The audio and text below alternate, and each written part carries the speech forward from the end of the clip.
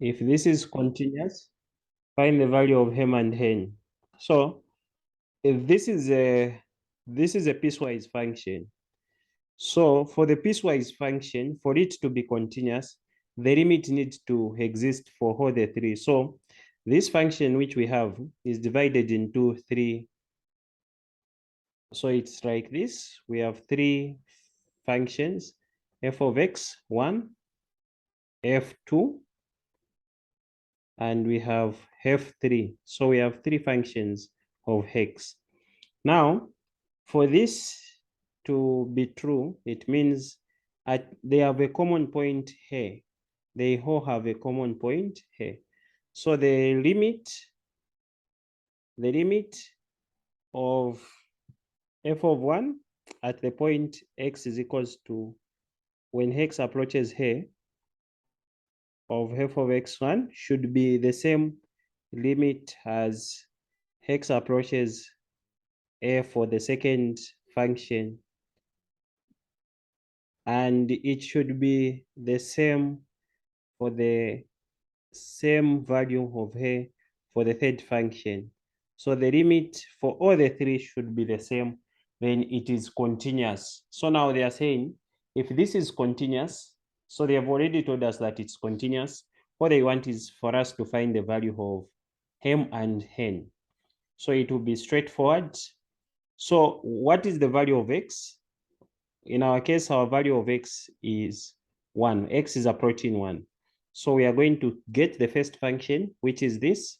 So we are saying limit as x approaches 1 of the function f1 is mx minus 1, like that. Then we are saying this is equals to limit x approaching 1 of the second function is 5, just a constant 5. Then this should be equal to the limit as x is approaching 1 for the third function, which is 2mx plus n. So what you do is you substitute. So what we will do is we are going to get these two, come up with one equation. These two come up with one equation. Then also these two come up with another equation. Then we can solve the two equations simultaneously. So the first equation that will be deduced from this one, we substitute where there is x with 1. So it means the limit for the first one will give us m. When we put 1, it will be m minus 1 equals limit of a constant. This is 5. There is no x. It is just going to be 5. So the first equation is m minus 1 is equals to 5. So since this one has only one variable, we can even find the value of m. So m is equals to 5. When we take -1, the other side, it will be +1. So m is equals to 6. So the value of m. Can please repeat?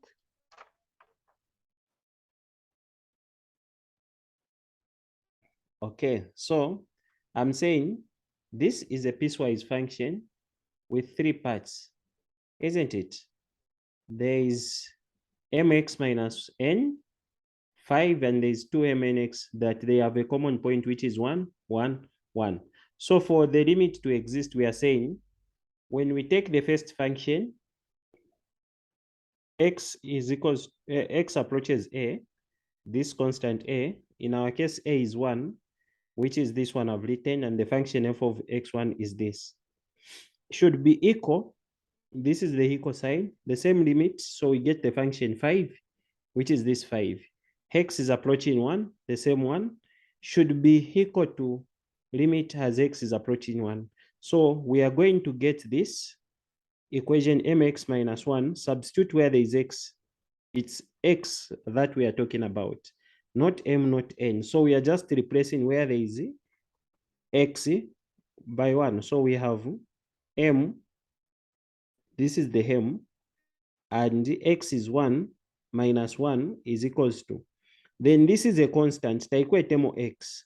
Limit of a constant, it's just the constant itself. So this is equals to 5. So I was saying you equate the limit for this one is equals to the limit to that one. Then it comes up with the equation. So the equation we are going to have is m minus 1 is equals to 5. Is it okay up to that stage, Taonga? Yes. Okay. Is it Anita who asked, or it's Taonga? It was Anita, but I was also behind. Okay, but it's happy now. Okay, so let's take it to the other side. So hem is equals to 5 plus 1. When we take that, so hem is equals to 6. So we found the value of hem. Now let's get the same limit. So now here, the limit of a constant, we are saying it's 5. So the limit here, it's 5, then equals, then the limit for this one, we will substitute where there is x with 1. So it's 2m times 1 plus n is what? N is just n. Then we can solve this equation. So it's 5 is equals to 2m plus n. Yes. The first one, you replace the n with 1. Why haven't you replaced n with 1 in the last one? It's not n I replaced, it is x. It's x which is here, not n. It was mx. The equation, the first one is mx minus n. Then you put 1. What is n? Oh, it's mx minus n. Oh, Yes. yeah. So we haven't solved. So it's n. It's just n. It's to say, guys, why didn't you say that you made a mistake? So the equation remains there, like that, m minus n. I just replaced x, so that is equation 1. Yeah, right. And then the second equation is that 2m plus n equals 5. Then when you have these two equations, you can solve them simultaneously. Is it clear up to that stage? Iwe, is it clear, Yes. Mwana? Yes. So now we can solve the equations 1 and 2 simultaneously.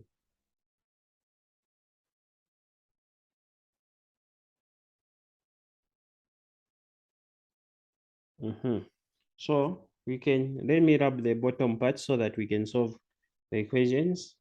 Since the kids want me to solve also the equations, when they can actually solve. So just make n subject of the formula, one of the two. So we can again make life easier for you. Just from here, just from here, make n subject, take n the other side, so that it's m minus 5, bring the 5 this side, equals n. Then here, make n remain alone, and it's 5, take 2m the other side, it will be minus 2m. And this is n is equals to that, n is equals to that, then equate the 2. So it will be m minus 5 is equals to 5 minus 2m. Then take this the other side, so m plus 2m is equals to 5 plus 5. So 3m is equals to 10. So over 3 over 3. So m is equals to 10 over 3. So that's the value of that. Then we can find also there the value of n. So n is equals to 5 minus 2. M in this case is 10 over 3. Then we can have it like that. N is equals to 5 minus, this will be 20 over 3. Common denominator is 3. So this will be 15 minus 20. And that will give us minus 5 over 3. So the value of n is negative 5 over 3 and m is 10 over 3. Is it clear? Yes. Okay. Any questions?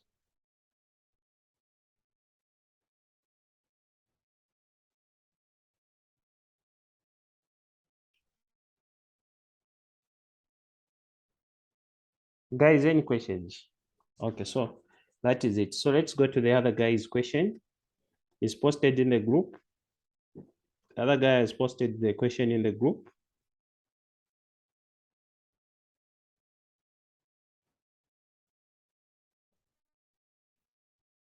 Okay, so let's have the